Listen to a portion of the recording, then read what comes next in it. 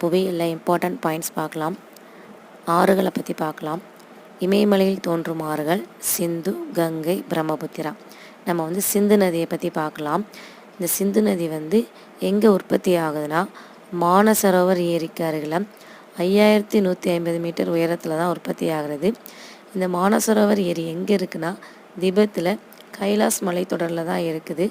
சிந்து நதியினுடைய நீளம் 2850 கிலோமீட்டர். சரிங்களா.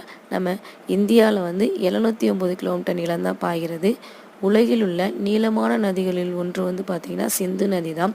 இந்த சிந்து நதி பாகிஸ்தானில் சில்லார் பகுதியில் நுழைந்து அரபிக்கடலில் கலக்கிறது. ஓகேங்களா. இந்த சிந்து நதி அரபிக்கடலில் தான் கலக்குது. சிந்து நதியினுடைய துணையாறுகள் பார்த்திங்கன்னா ஜீலம், சினாப், ராவி, பியாஸ், சட்லஜ். ஓகேங்களா. சிந்து நதியின் மிகப்பெரிய துணையாறு சினாப்.